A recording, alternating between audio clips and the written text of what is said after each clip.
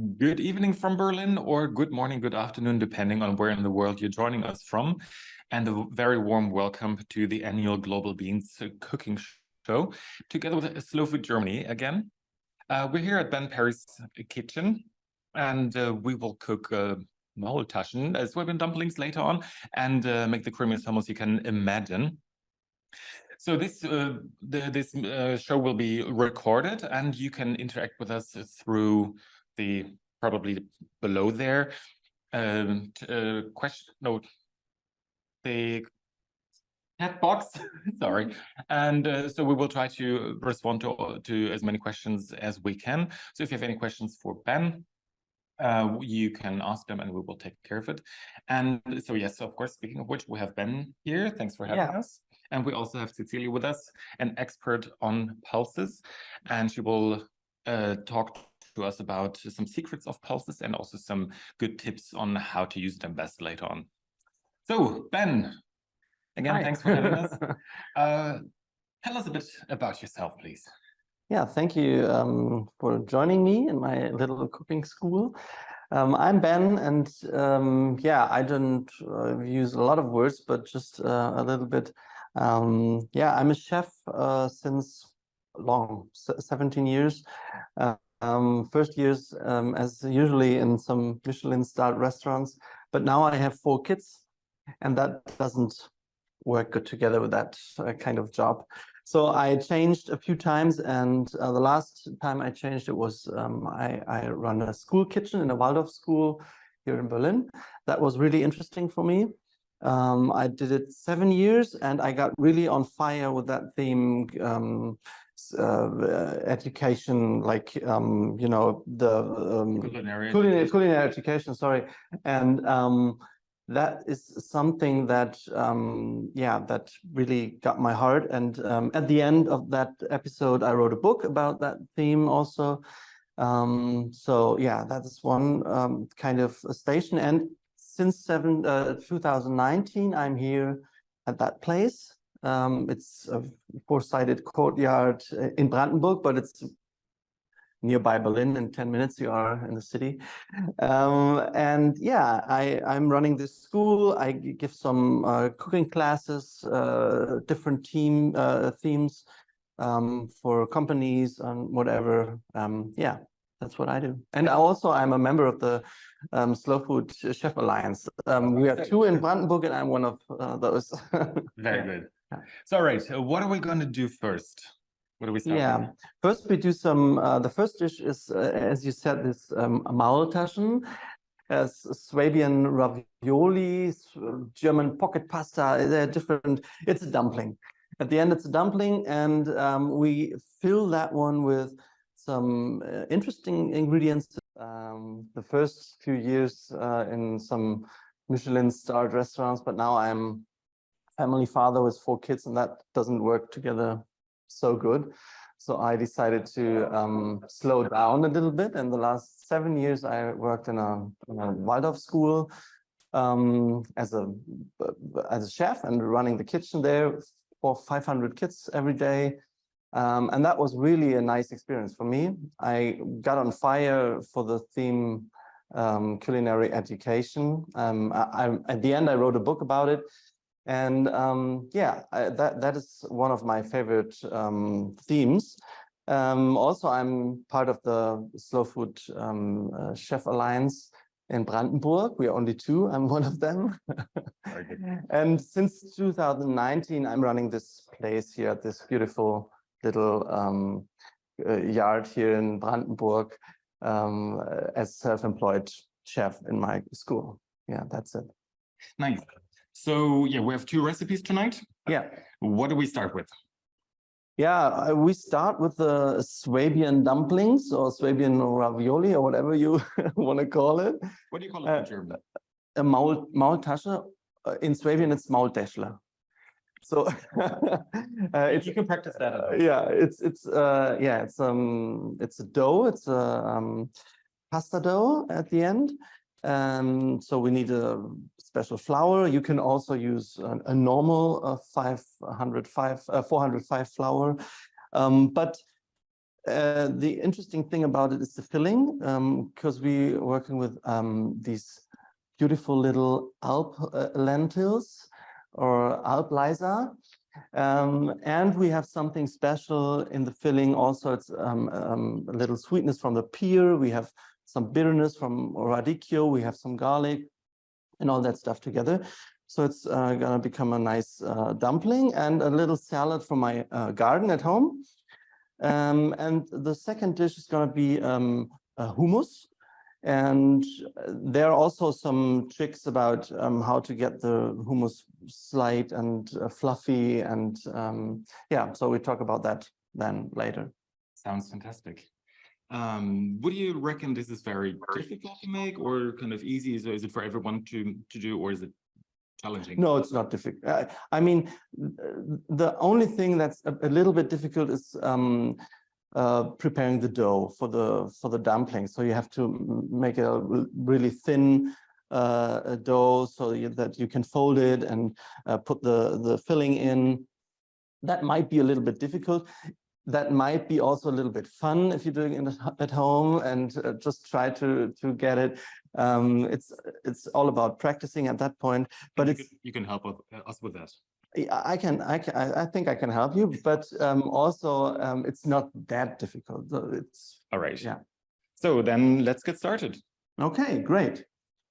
So the first thing is we cook our lentils. So because they need 20 to 25 minutes. I don't know if you are cooking with us. So for all the ones that are not cooking with us, that might be a little bit long between the sections, because we try to do it together at the end if you have the ingredients at home. So there's just plain water in it, and it's going to be heated up. And we have these lentils here, these little beautiful Alp lentils. You don't have to soak it before or anything. Just boil it for 20 to 25 minutes. We just wait until the water is boiling, and then they come in, and I have a little timer so that we don't miss it. Very good. And cooking is like doing a lot of things together. So while the lentils are cooking and all that stuff, we can prepare the dough. We said, I think that it might be good to prepare the dough before our session, but I will show it once for you so that we can. I have to go on the other side, so you lose the one camera at that point. So we have a kind of little mixer with that thing, so you can just put it together. At the end, you can use your hand and just a bowl, but it's a little bit easier. And the nice thing about the dough is it's very easy. You just have to remember three eggs and 300 grams of flour. And you can use the original Caputo or whatever pizza flour. It's signed 00. You can also use that one. That's the typical 405 flour. It works also. So 300 grams coming in here. That's it. 3 eggs. It's important that the eggs are not too big. Size M or S, that might be good, because the dough is ready when it has a kind of weird consistency, like crumbly. It has to be a little crumbly. So when it feels wrong, it's actually right. Yeah, that's it. Okay. It's often in cooking, it's like that.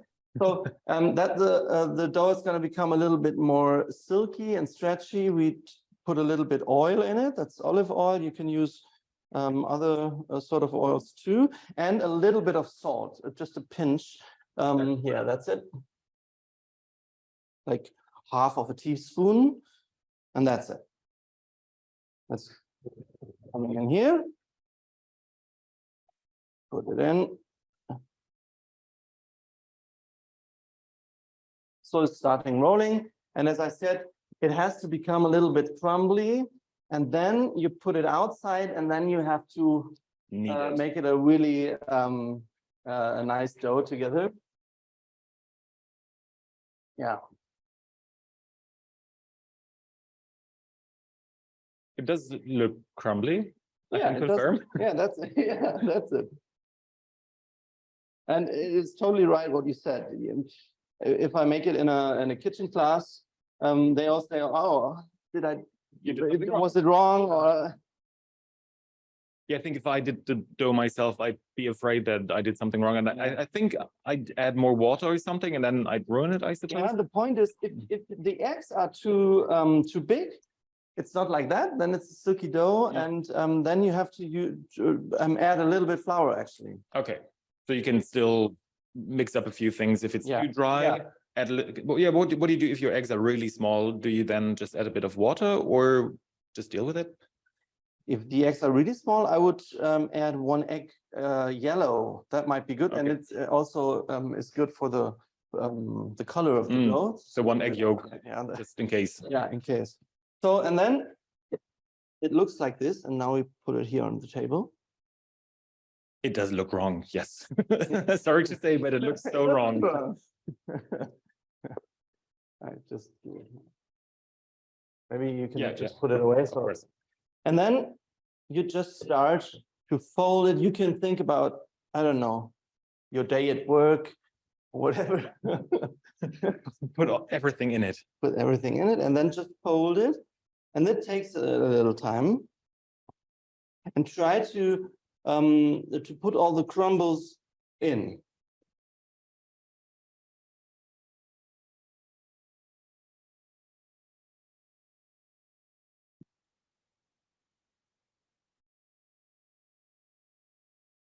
Yeah, I mean, like it's coming together. Yeah, I mean, there are different ways to make a dough.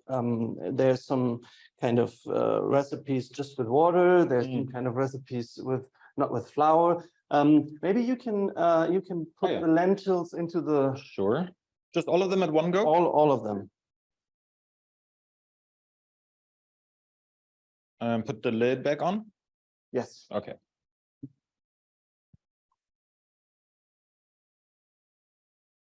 So if you don't want to knead the dough with your hand, could you still use the KitchenAid, or is that the best way to do it? That's the best way. Okay.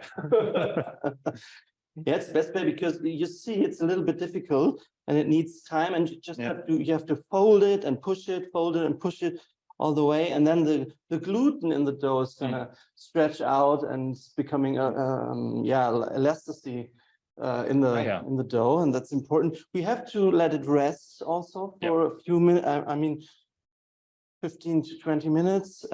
So this is also important in the fridge. So again, for the gluten, is it? So the gluten they can rest. Yeah. Now we're becoming in the. Yeah, looking good. Yeah, there are easier ways to make a dough, but it's worth it. And I like recipes that simple. So you just have a few ingredients and then something cultural important like this. And it's basically something people have at home. It's not, you don't have to go to a specialized supermarket or anything. That's something you can do with anything you find in a pantry. Yeah, and you can also use just a part of it. You can just half it, put it in like a paper and in the fridge, and then use it on the other day or 2 days later. How long would that keep in the fridge? Yeah, 1 or 2 days. Okay. Not that long, but because of the egg. But so that's it. Just looking at the lentils, should I reduce the heat a little, or you can boil away a little bit maybe? So this, if the dough is looking like this, it's ready. And then we just put it in the fridge. I'm afraid. No, I managed. Sorry. Yeah, I'm all right. I just use it this. And now this is coming to the fridge for a few minutes. And we just can go further. I just make a little bit cleaning. Also part of the working in the kitchen. And then we can prepare the filling? No, not Not the yet? filling, the machine for rolling out the dough. Oh, yeah. It's like this, you already know that KitchenAid thing, and you can put this in front, and then it is ready, and there are 2 rolls, and you can put this thing from 1 to 8, and it's getting thinner and thinner, and also the dough is getting thinner and longer. So maybe you have to help me. We need a wider angle for the camera then. Yeah. Also, if you don't have a machine like this, you also can use a rolling pin. And I prefer that one. It's in typical Italian rolling pin, so it's a little bit thicker in the middle, and that the dough automatically coming Moving to the sides. a little bit to the sides, and it's easier to roll it. That's also possible. It's not that thin at the end, but it also works.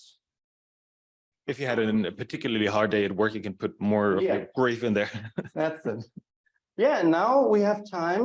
The dough is in the fridge. Lentils are cooking, and now we have time to start a little bit chopping work for the filling. And the filling is about, we have this radicchio salad, we have a pear, we have some, carrots, we have some onion and some lemon, celery, and garlic. That's it. It has to be garlic. It has to be garlic, sure. But yeah. So what strikes me a little is that we have the bitter radicchio and then the sweet pear. So isn't that a bit of an odd combination? Not odd. I think it's a clever thing to do, because I also have a lot of kids classes, and what I tell them, I show them a picture of actually how your tongue is built. And all the pieces, where the tasting areas here, and it's about sweet, salty, umami, bitter, and sour. And in my opinion, if you grab a lot of these areas in one dish, then it tastes harmonic and great. So I'd always try to have something bitter, something sweet, something salty and sweet, and that's the reason why I built dishes like this. I see. Yeah, that makes sense. All right. So yeah, what do you do with all the vegetables and the fruit? Yeah, we start with the ones that need longer time, the harder things. Yeah. So the carrots, I don't peel it. I just wash them, and because I love the skin. So just cut the ends, and then we try to chop little brunoise, it's called, little pieces. That sounds very sophisticated. Yeah, so just at the beginning, you just chop one slice, and then you put it like this, so for your safety, so that's not rolling around. Oh, yeah. And then you can slice some parts again, then slice that to little sticks. And then the sticks become some brunoise. Magic cubes. Yeah, cubes. That's it, like this. Well, if you do it, it looks easy. Of course, when I do it at home, I cut my finger. Yeah, I just did it a few times, but and I also cut my finger once in a while, but not that often. Yeah, it's practicing. It's just you practice it at home. It's good. And a good knife, I suppose. Yeah, it helps. It helps.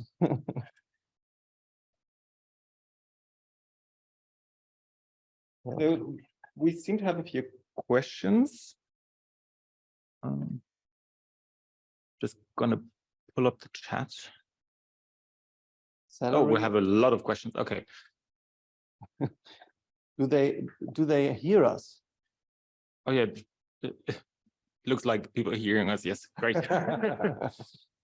All right, so there's one question. Why put the lentils in the boiling water? I always put them with the cold water to get heated. Oh, does it matter? I don't know if it makes a big difference to put it to start with cold water, like you do it with potatoes also. You don't put potatoes in boiling water. Usually, maybe it has something to do with our situation now, so that it was not heated up.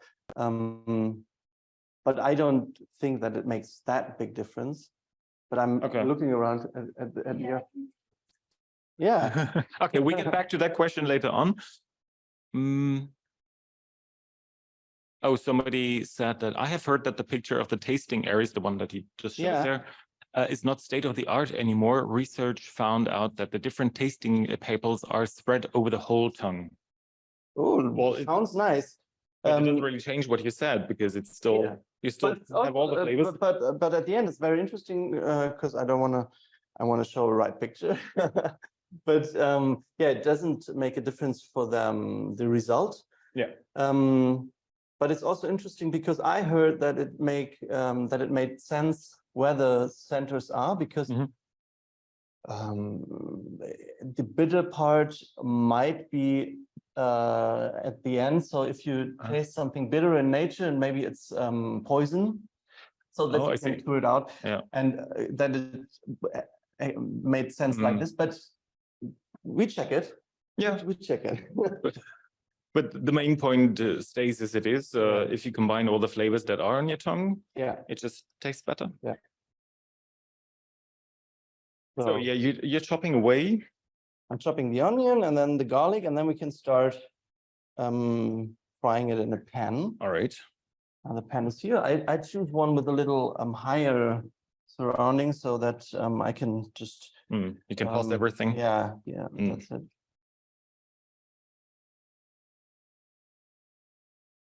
The garlic is beautiful young garlic. I like them a lot.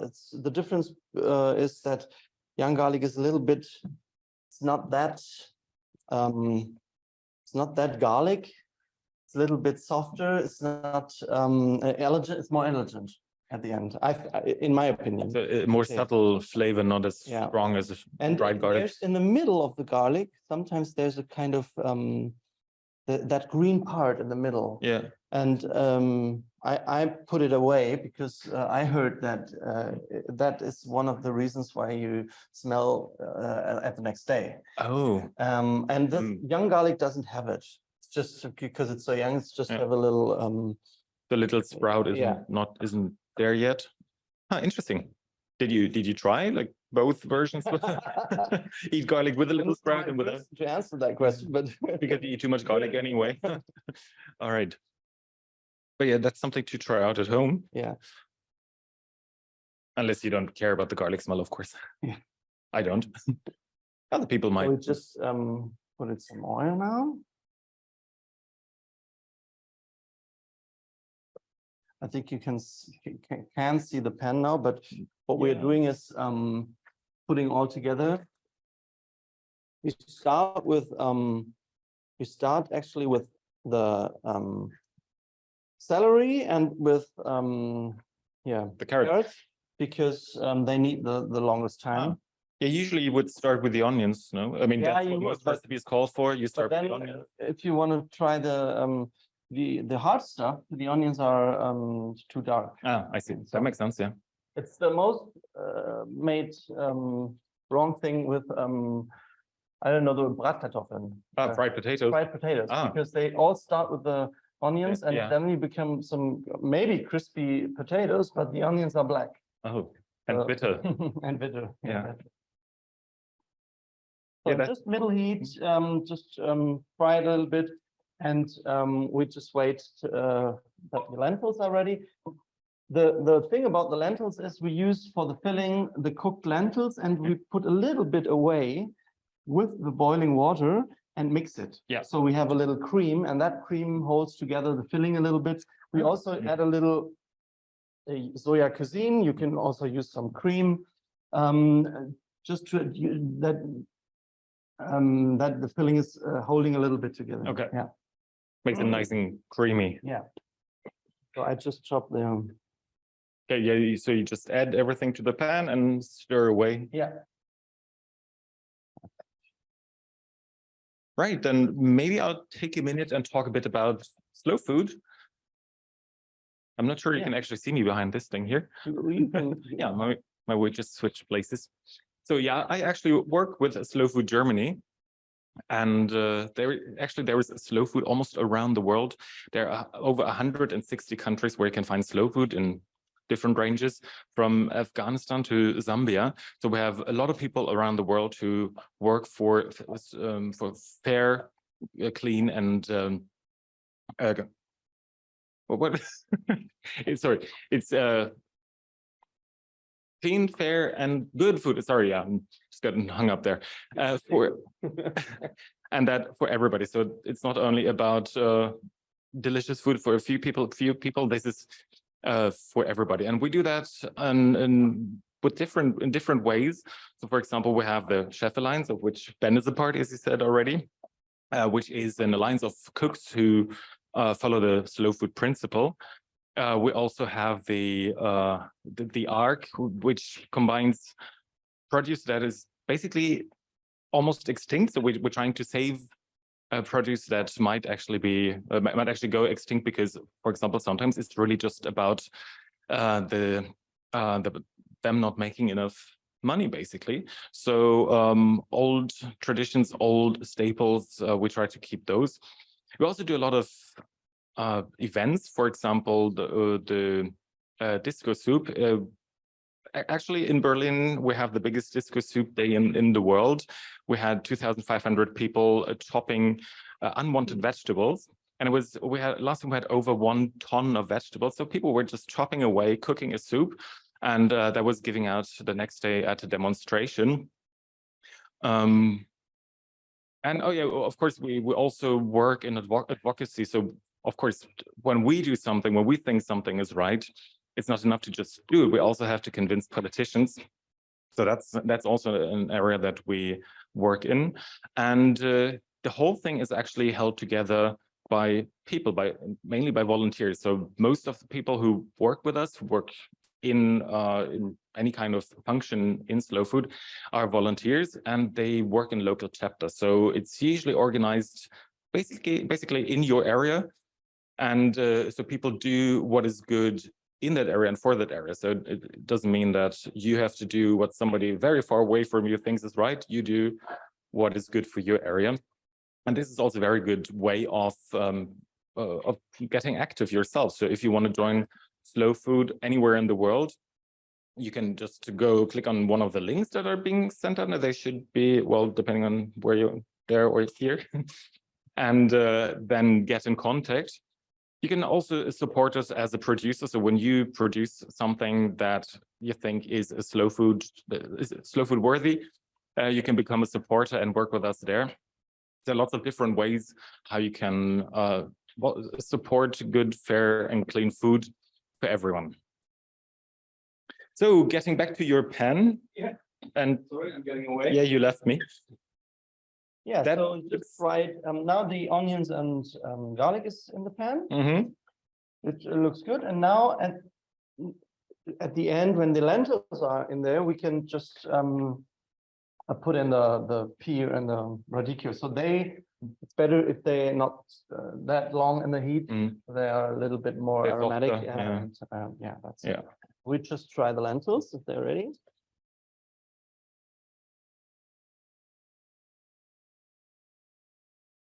What's the verdict? 2 minutes left. Oh, whoa, that's very precise.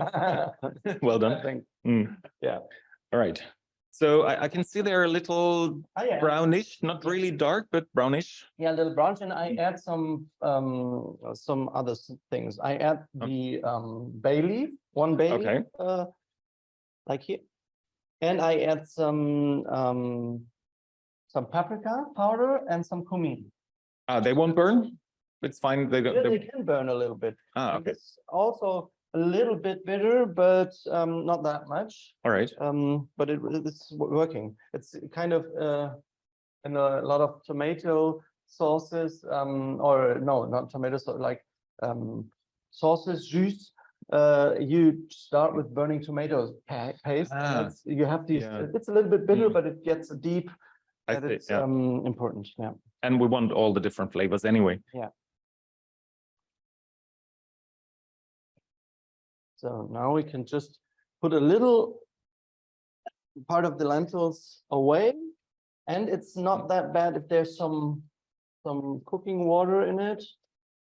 If you're not, you can just add some. Okay, so how much was that roughly? 2 large tablespoons? Yeah, but it's a really big. Okay, that is giant tablespoon. Just 10% of All right. of that stuff, and the rest, there's not much water in it. The rest is coming in here, in the pan.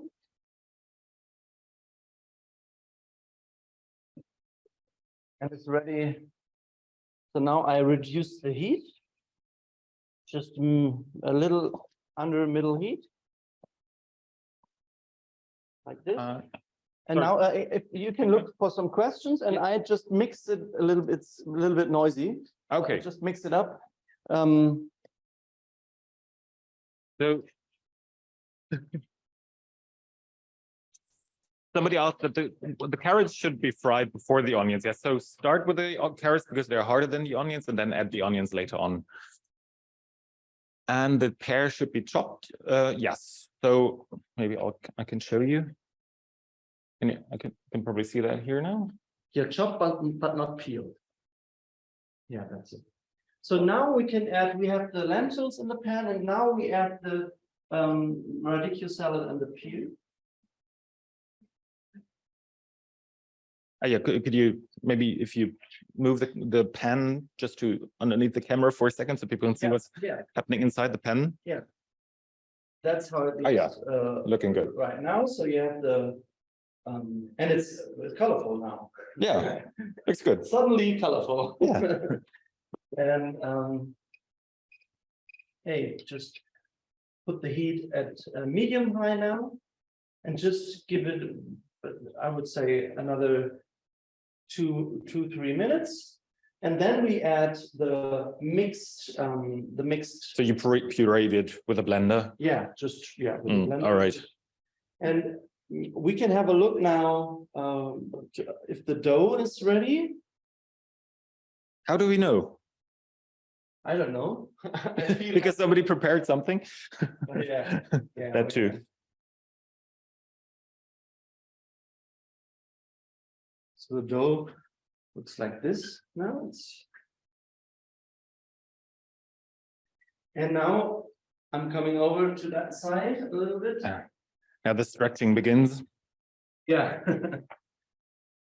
So this is too big for our machine, so we just put it in 4 pieces. But just to get back to it's ready, how?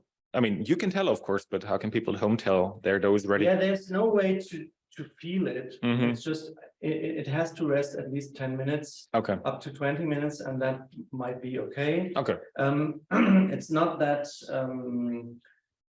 it's working, although if you just put it 5 minutes, you can put it 2 hours and it's okay. But you have to rest it a little bit for the gluten at the end. Okay, so it's basically just once it's 10 minutes or better more, then you're good to go. Yeah. Grant. And then you try to fold with the one piece a nearly a piece that has square-like, square size, square-ish, like this. I don't know if you can see it like this.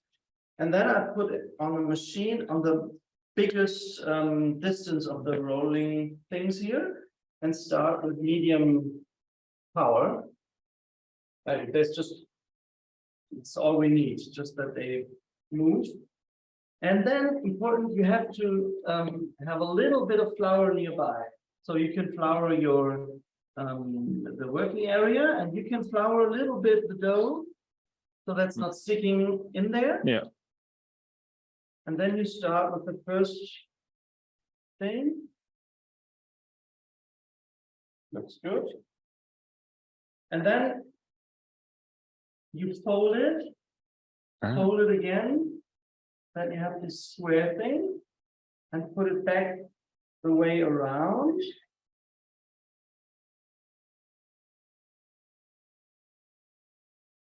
Fold it again. So you have to do this folding thing 2 or 3 times, and that is going to make the dough elastic.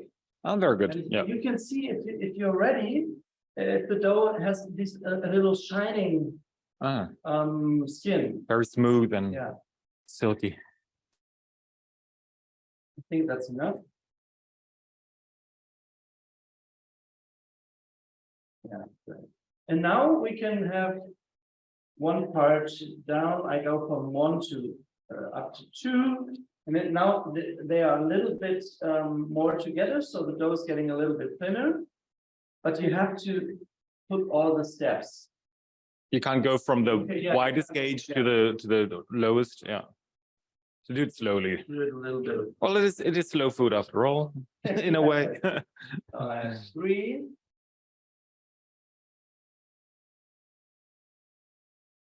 Would you mind just give them a little? Yeah, sure. Now we are on 4. This.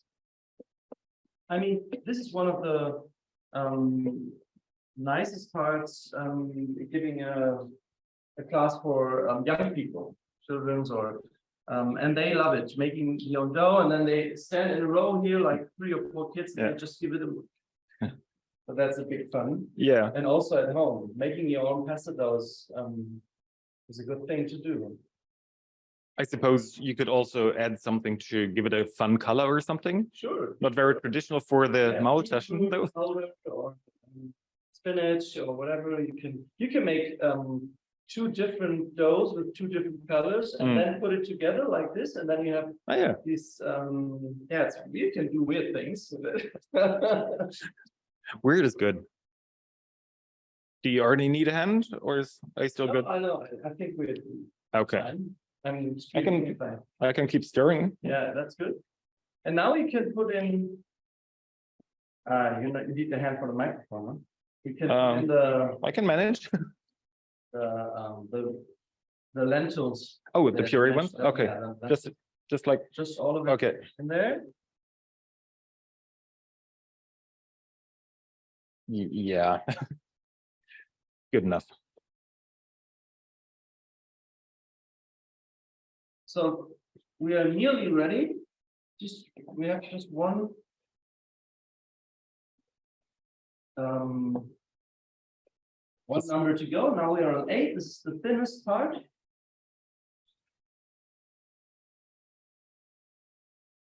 This.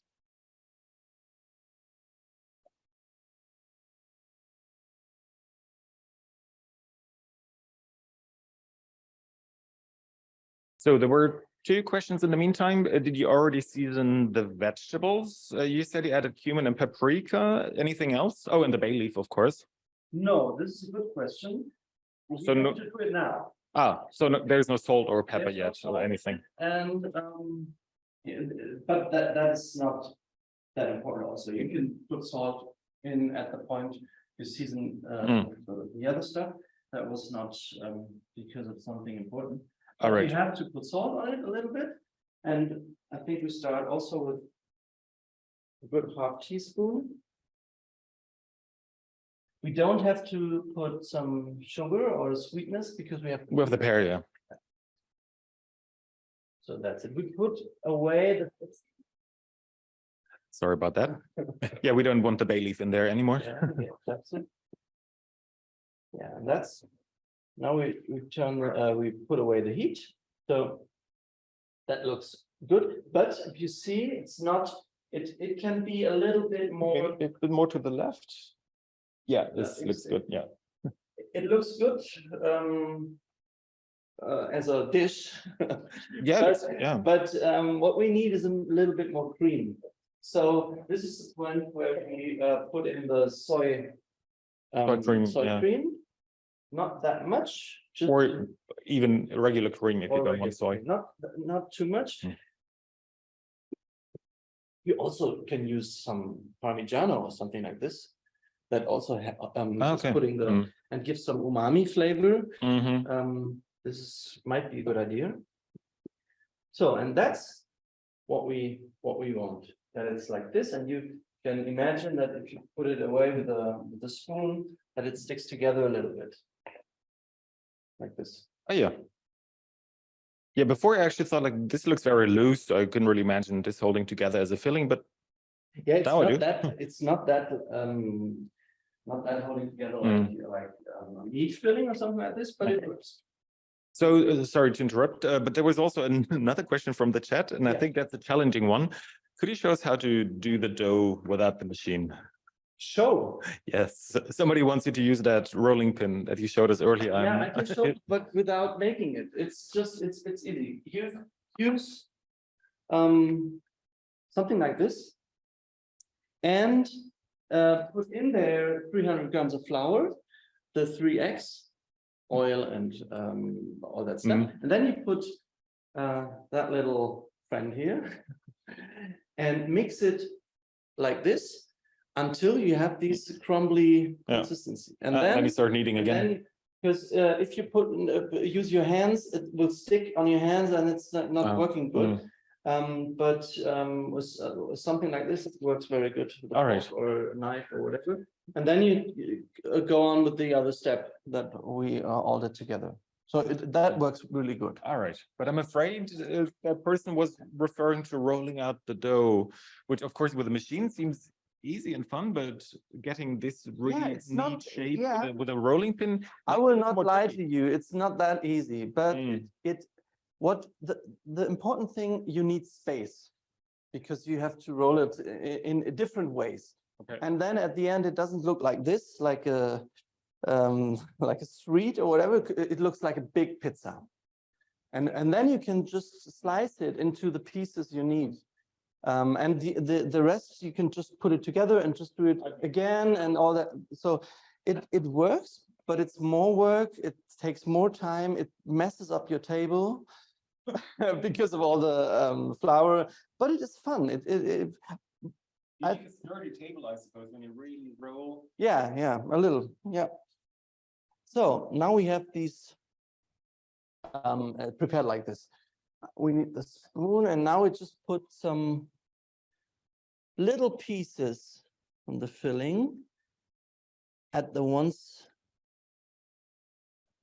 I mean, you have to cut in your mind, cut the dough in 2 pieces, the up and down, because we fold it like this. And now you put some pieces here. What is it called? Haufen? Yeah. And in the meantime, somebody asked which number you reduced.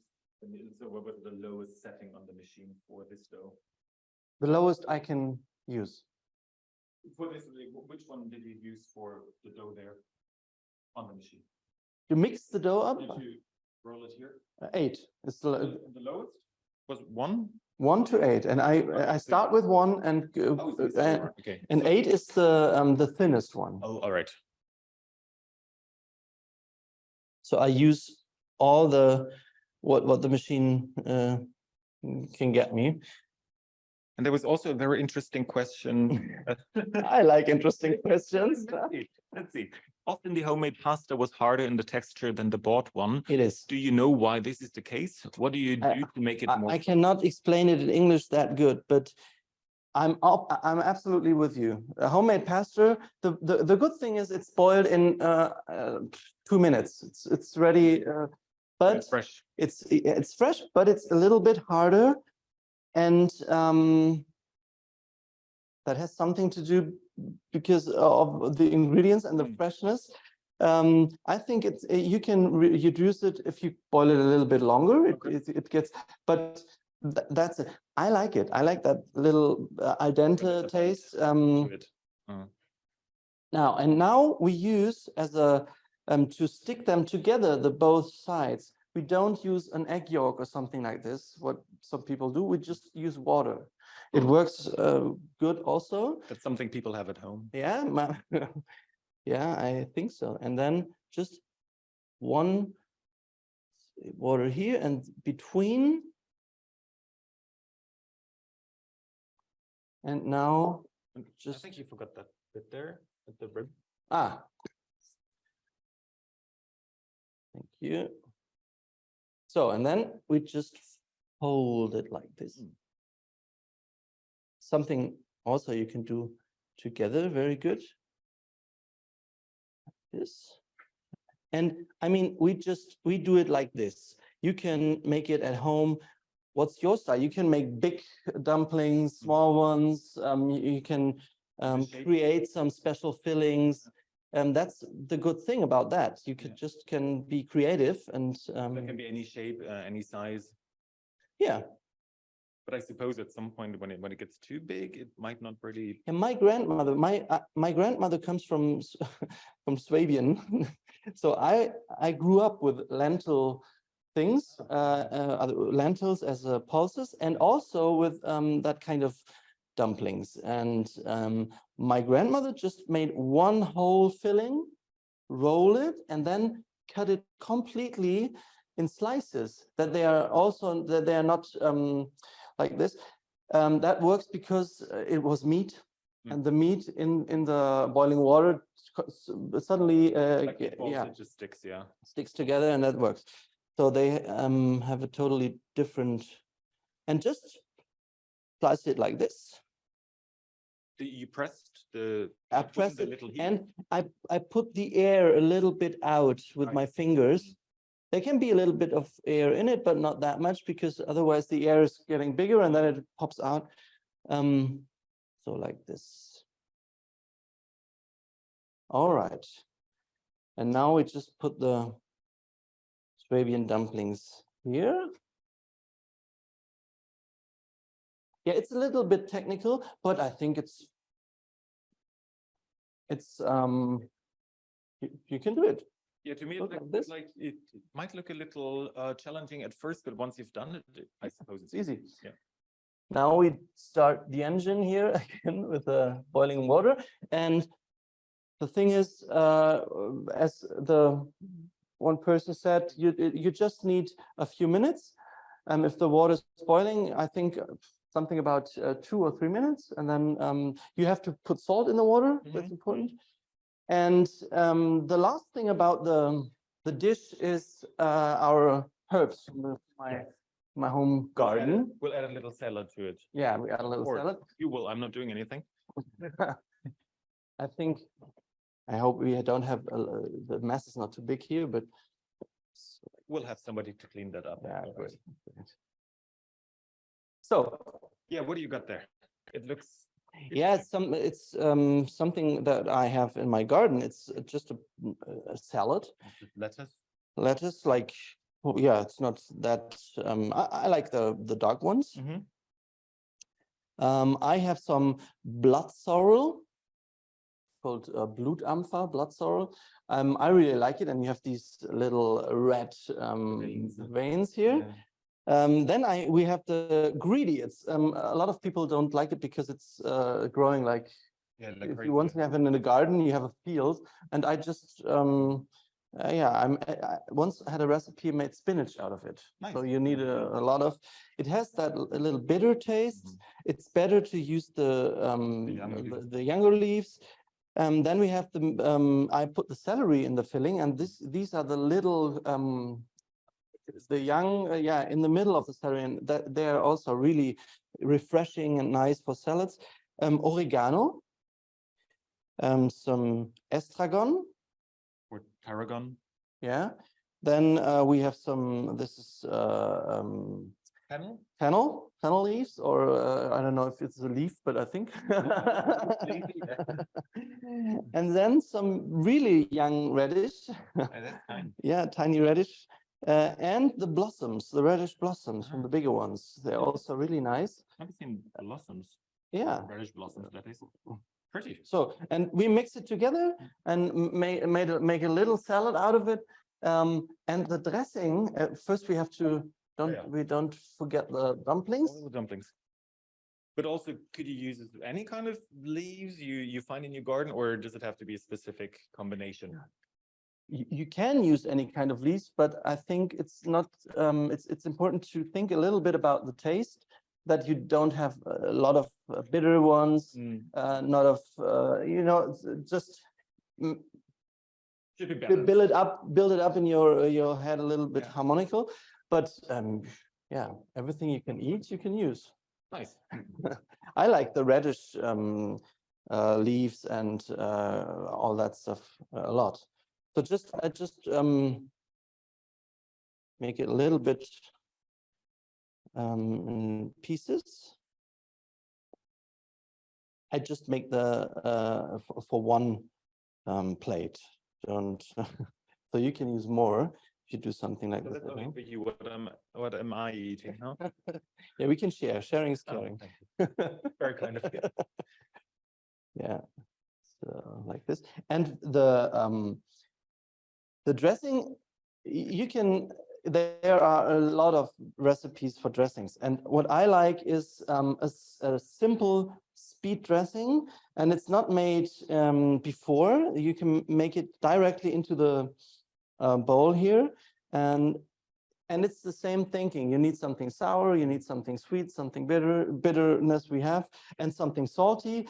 And the difference now is that we can start with all the ingredients, but the last one might be the sour part, okay, because the leaves are getting they wilt. In a few seconds. I mean, you have 20-30 seconds and then you can see it. So really the sour part just before you put it on the plate. So lemon or vinegar, for example. Yeah. All right. Yeah, so we just put a little bit of salt, just a little punch of salt. Then we have the oil. They can use whatever you want. I take a little bit of olive oil, and we use as a sweetener. I use these Agavendicksaft. It's because you can use honey as well, but honey is a little bit thicker than Agavendicksaft. Yeah. So in a cold surrounding, it's good to work with that, and it doesn't taste that much. It's just sweet, but it has not specific taste. Yeah, honey does have a distinct taste, and that's what I like. The bad thing is that's not from around here. Yeah. So if you use agave syrup, then tastes good, but it's not local. Yeah. So yeah, that's something to think about. So you can mix it up like this. And that's it. At the end, just a little bit of a sour thing, and then you have it. The blossoms are here. Oh. So we can put a very quick salad. Yeah.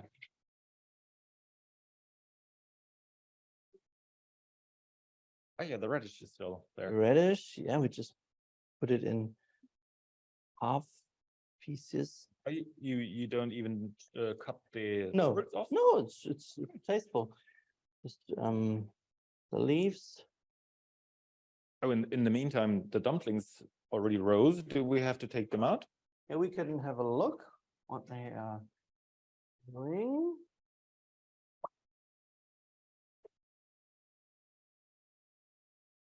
Yeah. Oh, somebody asked why you wouldn't just add sugar instead of a syrup. Yeah, because sugar has that crystal thing, and it's not melting in that good in cold surroundings. Yeah. And then it's not that easy to make it dissolve. Yeah, so it would be a crunchy salad then. Yeah, maybe like eating sand. No, we don't want that. So I just have to go here to use to take a pen. Then we can start to fry the dumpling just with a little bit of butter. And one good thing is if you fry now the pasta with a little bit of butter, you also can put some of the water in here. And the water is getting together with the fat of the butter. Okay. And then you have this little creamy consistency. Oh, that sounds nice. Also for pasta, it's really good. Yeah.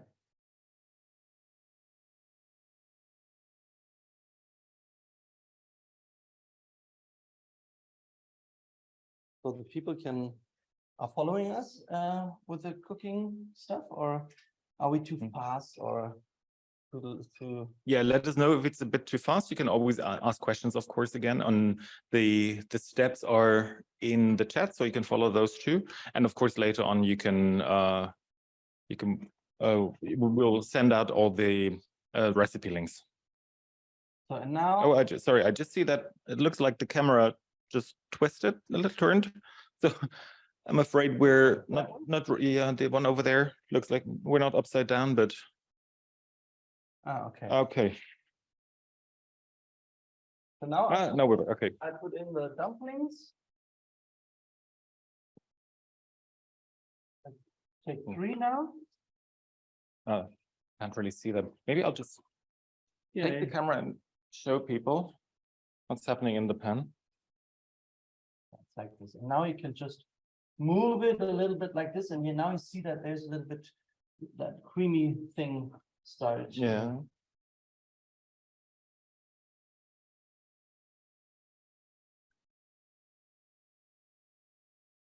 And make a little bit more heat now. You also can make different herbs on it, like whatever you like. I don't make it too with a lot of herbs here because we have that salad and it's I think that's enough. So if you would like herbs, just toss them. That's you know, I don't get the word, like gnocchi. That one helped me then. Gnocchi, yeah, the herb. Oh, salvia? Yeah. Ah, yeah. That is a little bit fried, really tasteful. So that's enough. Just Okay. take the heat out. And take the spoon out before you eat. Out, yeah. And now I take the plate. Okay, I'll just move the camera back. And use the plate. Maybe you can put the plate here. Yeah. Like this, you can see it. Yep. And now we add the sour part. Just a little. This. And this is a aceto balsamico blanco.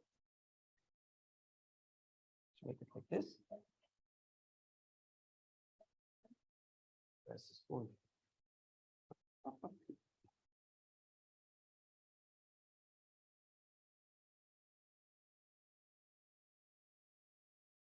Yeah. And one we can slice a little bit so we can see the filling.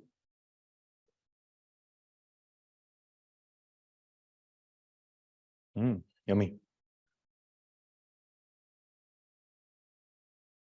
Now we can put the salad.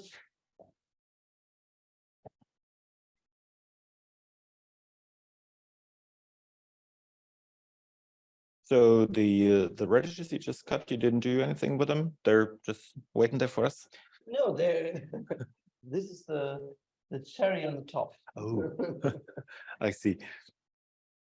All right. Now we have the blossoms also. Oh yeah, we got those. They give a little bit of white color. Really nice. And then we just put them here just to give them a little bit of silky shine. Right here.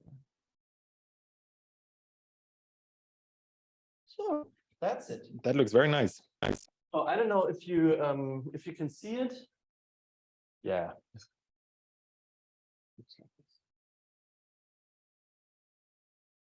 Okay. First dish. Very nice. And yeah. A little bit of a mess we have. That's part of cooking. All right. I think you should also try and tell us whether you like what you did. Oh, I have to. Yeah, it's great. I try it.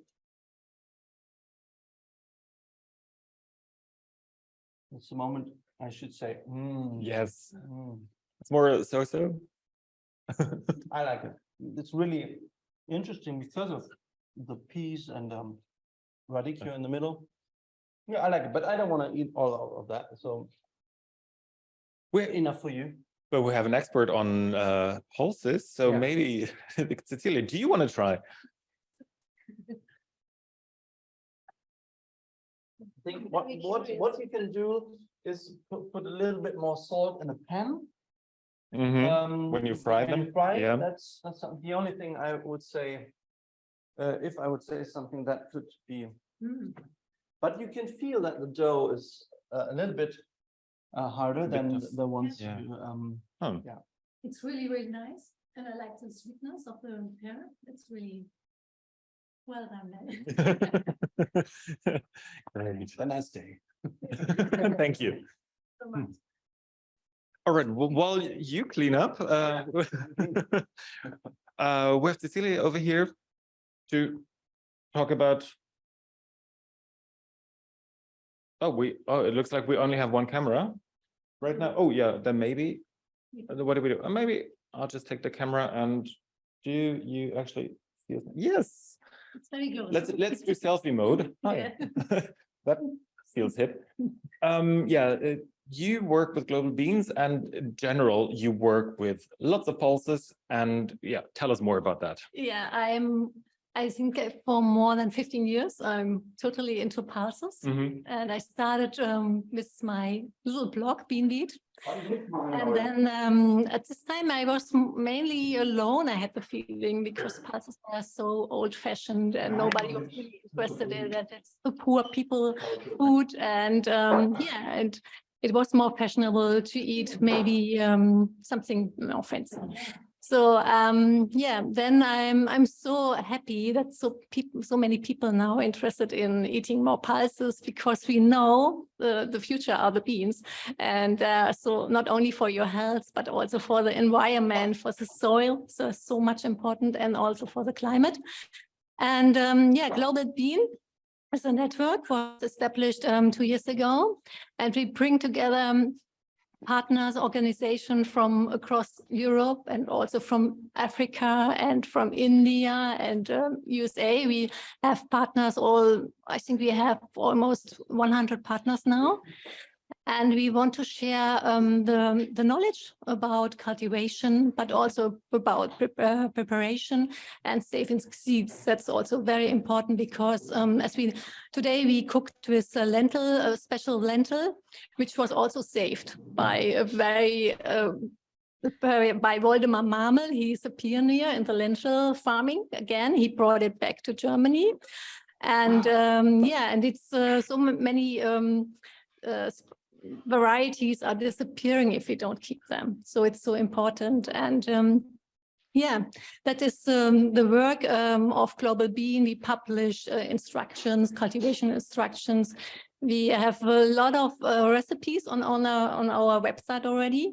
And it's also about we have one of the last publication was healthy beans. That's also very interesting, because the latest researchers, they found out so much more how healthy the beans are really, and even things we thought they are bad, now we've discovered they are really good for our health. So you should come to our website and have a look at it. That sounds great. By the way, you can find the link in the chat anywhere you have it, so you can check it out after the show. And speaking of health benefits, what are some of the health benefits of pulses? Yeah, the main, or everybody knows, thinks it is a protein, but it's also rich in fiber and also rich in minerals and vitamins, which people don't know. That, for example, in beans, there's so much iron and magnesium, and vitamins, for example, the B vitamins, they're so much important for the whole nerve system, and they are also important for for your eyes, not for the eyes, but for the whole blood circulation. And it's and they have, the beans, for example, have also folic acid, which people also don't know. If you eat beans, like the planetary health diet suggested, eat beans or lentils or legumes altogether, 75 grams uncooked. It will be around 130 grams cooked. So each day you will be really good, well prepared with nutrients. So it's really great. That sounds extremely healthy, yeah. But a lot of people are afraid of pulses. For one, it takes so much time to cook, and for another, they're afraid of the digestive things that might happen. So is there anything that any tips you can give people how to start with pulses, how to make it easier, maybe even how to make it quicker? Yeah, there are many tips. To start with is lentils we did like today. It's very when they're small, they are really good. You can really digestible. Yeah, digestible, and even if then more digestible if they skinned, if they don't have the peel anymore, like the red lentils or yellow lentils. And then you can you put different ones, bigger ones, monk beans, for example, they're also very good. But at the end, there would be the gigantes, the very big ones. Yeah, so you have to. They're tough. Yeah, they have to. But you could also soak them very well. I usually soak them, not the lentils, but big beans for almost 24 hours. And then I change the water in between. But also very good way for it is to sprout them for at least 1 day. And then you cook them afterwards. How do you sprout them? You soak them for 1 day. And then you keep without the water, you keep them in a pot, for example, and then they start sprouting. And then after 1 day, you can cook them, and the cooking time is less, and also they are more digestible. But it's not like the ones that like mung bean sprouts that you find in the Asian supermarket. It's more they're about to start. Yeah, you can see a little sprout or starting, and that's a really good sign. They have a lot of nutrition, and then it's good to cook, and they cook very fast. And I really would suggest to cook to start with cold water, the cooking process, because the lentils or legumes altogether, they're very sensitive they're more sensitive than we think usually, because you need to put them in a pressure cooker. I mean, you can do that all, it's no problem at all. But if you are focused on the taste, and you will develop more and more how really good they are when your skin is intact, and the inner softness is really nice, and you are really get addicted to have the best taste of it. Wow. That sounds much easier than I had thought. So basically saying, take it easy, take it slowly, and also take it slowly and soak them. So that's an easy thing to do. You don't even have to do anything. You just let them sit there. Yeah, and if you don't have the time, for example, for the next day to cook, you just put them in the fridge for 1 day, or you can also freeze them. And then if you have time, you cook them. So people are so much worried about it. So it's much easier than you think. And What do you think about tinned beans and pulses? Yeah, that's not my favorite ones, but if you don't have time, or you don't have something to cook for, you take the tin beans. But I actually would suggest to take the ones in the class. Dry ones. Yeah, no, the dry ones. I mean, the dry ones are always the biggest, because you can decide on the softness. But the tin ones, I don't like so much, because the metal sometimes is scratched, and it's not so. Yeah, it can be. So the taste changes. Yeah, but if you use them, you should really look for that you wash them very well with cold water before you cook, before you use them, because after a while they're in the tin, they get this liquid, it gets a bit of slimy, so it's better to wash it out. Right. Thank you for all those tips. I think we move on with the next recipe. Oh, we have questions. Sorry. We're not moving on. We're moving to questions.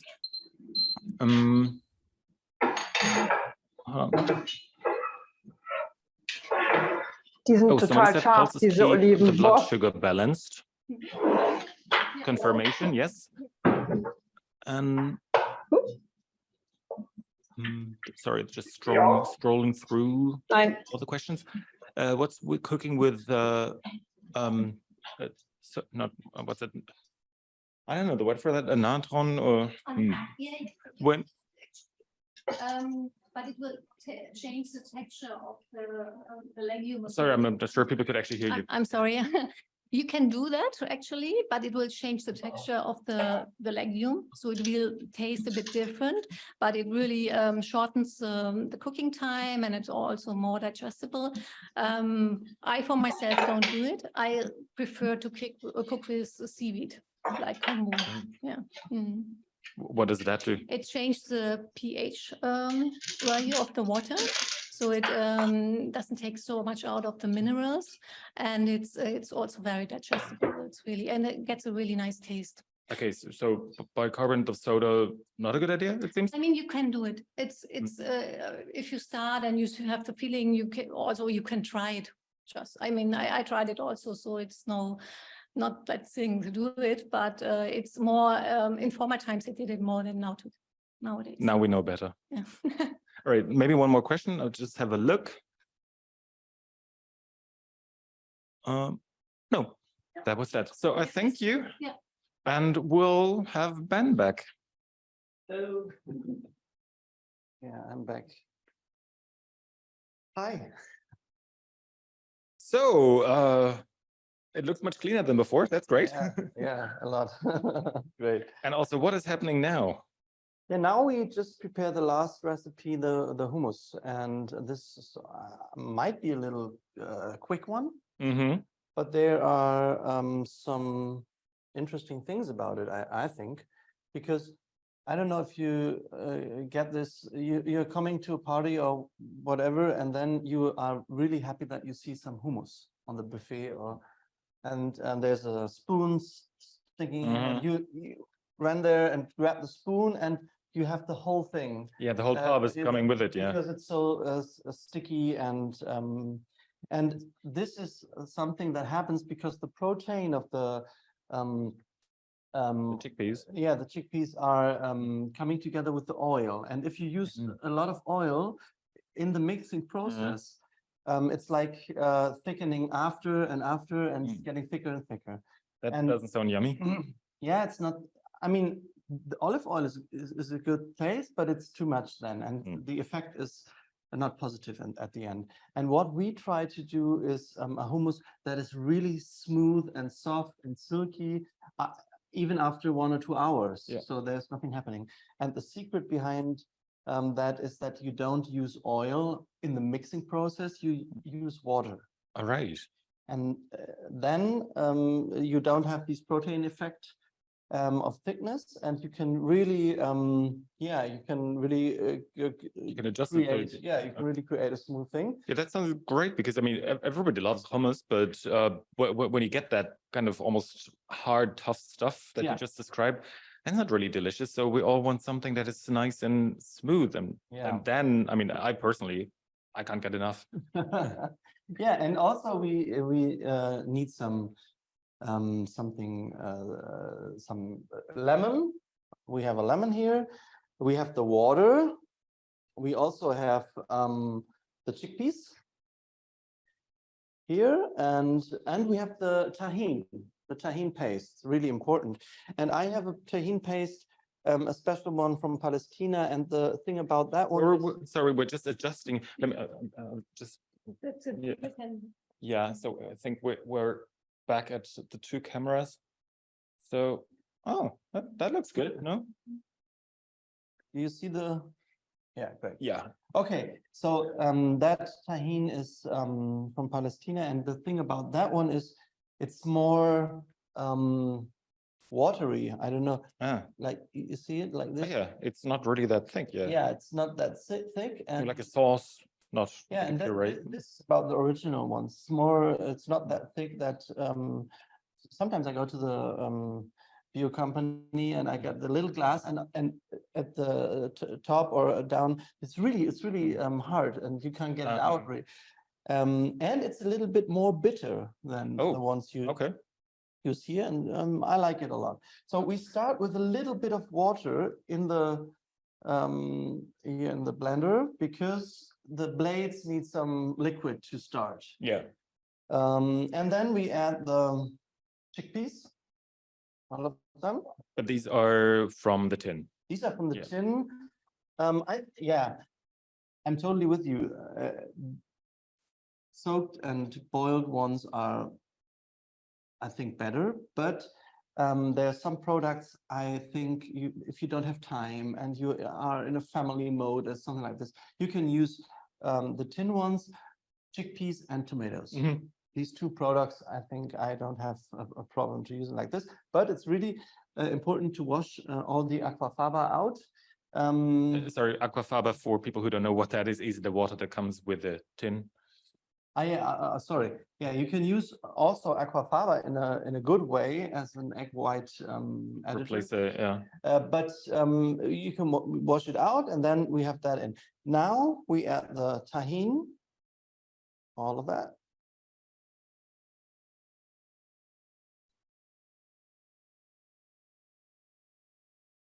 This. And now we take the lemon and we put the skin and the juice in it. And there's a blend, like it's, you know, it's a little grater, sharp grater. one. Yeah, it's really sharp one. And you just get the yellow skin and the bitter parts, the white bitter parts you leave on the lemon. So that's a really good thing. And do it like this, and then it's in here, and you can just put it in the blender. Oh, it smells really nice. Yeah. So that sounds actually like it's very lemony, which I actually really like. But I don't think I've ever had a hummus that was so lemony. Yeah, I think hummus is something you should taste really the ingredients. And I like the bitter part, I like the lemony part, I like the salty part, the creamy part, the sesame part, and all these together, because the most time you eat bread with it, and the bread is soaking a lot of the flavor, and so it's okay for that one. We'll deal with it.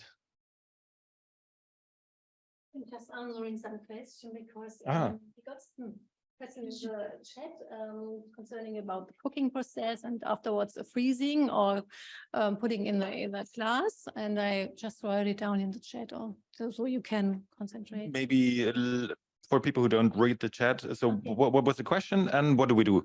The question was, I always cook a big amount of pulses and freeze them, or put them still boiling hot into a glass with a twist of covers. Which one is the better way?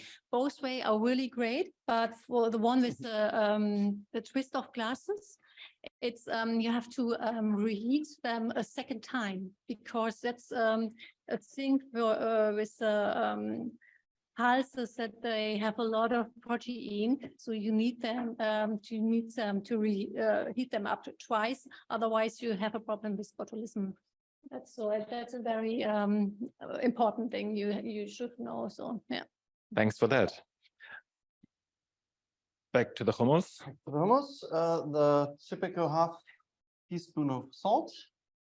And the lemon juice is in there, the lemon skin is in there, the half of the water from the recipe is in there. And now that's the thing. I think there are, we said 500 milliliters or 100? No, 250 milliliters of, I don't have the recipe of water. And the thing is, it's 250 milliliters. I cannot say that it's exactly that amount of liquid you need. What has to happen is that the blender put all that stuff together in this way, like when the blades swirl. Yeah, swirl like this. And if that happens, then it's the right consistency, and you don't have to add more liquid. Okay, but to start with, as soon as it moves and it seems to be working, and you have that nice little spiral in the center, you're good. Yeah, and then you can just let it go for another 20 seconds, and then it's really creamy and fluffy. This is a blender with a lot of power. It's better, but it also works with the little thing stick blender and the stick blender. Yeah, that's it. So I'll just step away because it might be a little noisy. Yeah, and there's no oil in it now. Okay. Yeah, I just put oil afterwards in there to season it a little bit. And that's the way we can just, there's a not like this, and I can add the water here in a little, just little by little. All right. It's getting loud now.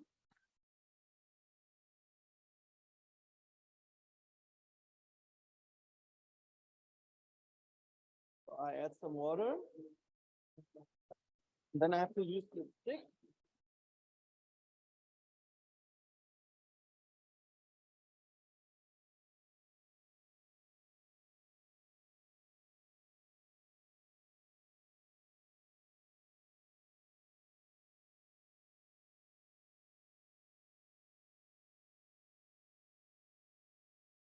more water.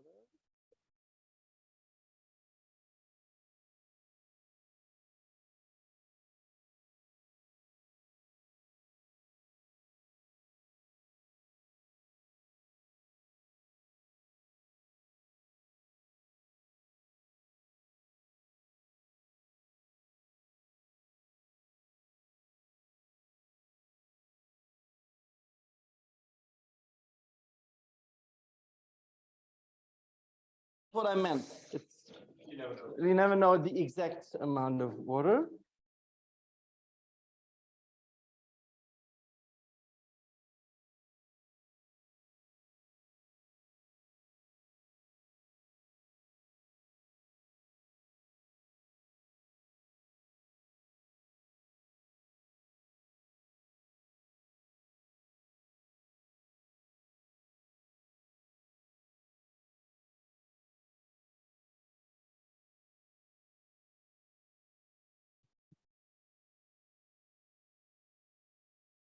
Can you see it? Yeah, like this.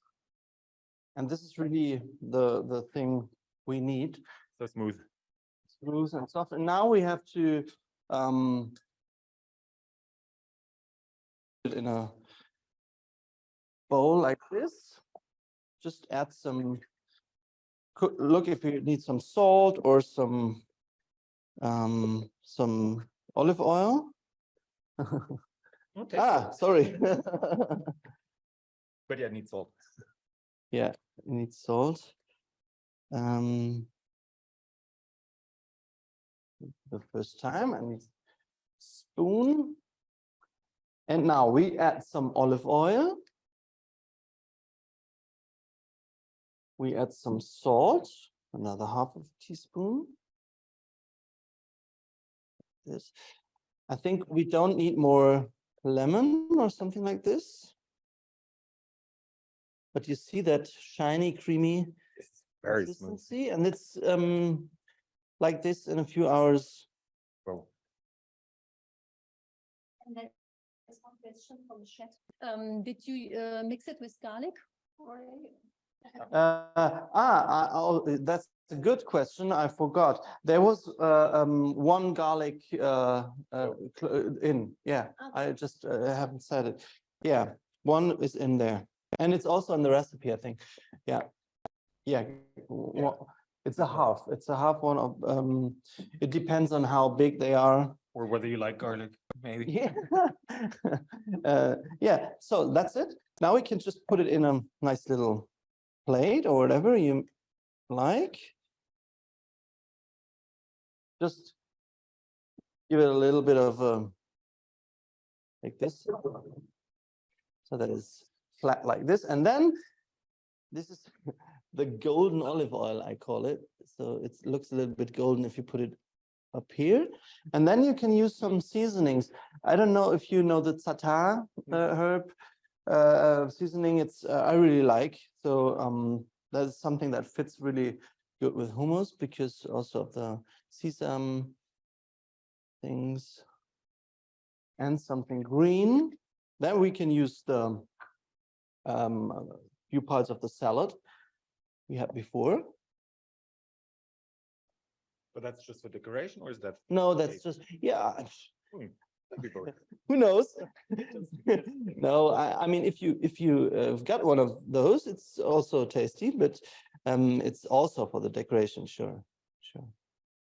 I think that's important too, to have a nice look, and that's it. Almost. You can see it? Yeah. Great. All right. What else could you add instead of the za'atar? Anything like pepper? That sounds a bit boring. Yeah, there are some kinds of pepper corns really full of this oils, these esoteric, I don't know, and they are really running with that. You can also use the plain roasted sesame seeds. That really would work. Or maybe some paprika, some chili. Chili can work. I like chili. Ras el hanout would work also. Yeah. So also, there are more things that you could do with that. Yeah, actually hummus you could do with every kind of pulses. So with beans, with lentils, so it's really mostly known with chickpeas, but actually you don't need to have to. And it's more, you should really actually try to use beans, for example, because the texture is similar to it, but the taste is a bit different, and you can really play with it more. So it's really nice, and it's the same way you do it like here, like Ben did it just. So it's.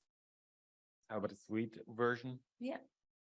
It's also very easy to make. You just can put a bit of honey and or maybe some cacao powder. So you have like a little mousse, and you put just in the fridge for 1 hour or half an hour, and it has a really nice texture also. Or you just eat it like a sweet spread. Cooked beetroot. Nice. Cooked beetroot. Oh yeah. Yeah. That's a really. Yeah, you can also play with the colors. Yeah, it's really nice. Yeah, beetroot and or with green peas, for example, has also very nice color. Especially, I like it when the food is very colorful. So sometimes the beans are look a bit boring, too much brown, or so you can play with it, and it's really nice to have this basic recipes, but then you work on it and make your own favorites. So it's really great to have it here, and it looks really great. Ben, Well, try. Well, it's good. yeah. Have you tried it already? No, we all have to try it.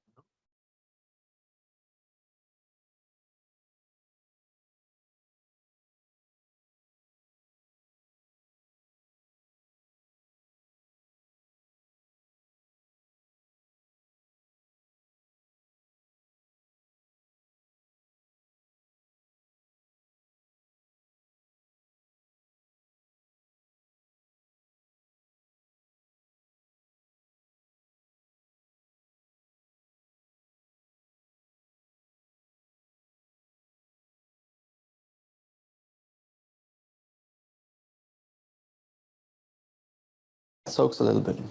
Very nice. Yeah.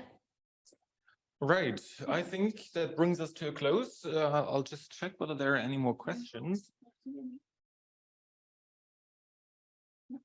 Oh. All right. Then I thank everyone for watching. If you have last second questions, post them now. Yes, thanks for watching. We'll send out the recipes and the links and everything in the upcoming days, so you can just cook everything again, or if you haven't started yet, try it out in your own time. And well, then I invite you to click on all the links and check out what we're all doing. And we hope to see you soon again in one of our cooking shows. And I want to say a big thank you to Ben, first of all, of course, for showing us how all these fantastic recipes work and all the little tricks and how to make it yummy. Yeah, thank you. A big thank you to Cecilia for all the detailed input. And I want to say a big thank you to everyone, the tech team in the background, which you cannot see right now, but you might have heard every now and then. Yeah, thanks for all the organization in the background. And yeah, I hope you have a very nice evening, a very nice morning or afternoon, depending on where you are. And I hope to see you very soon.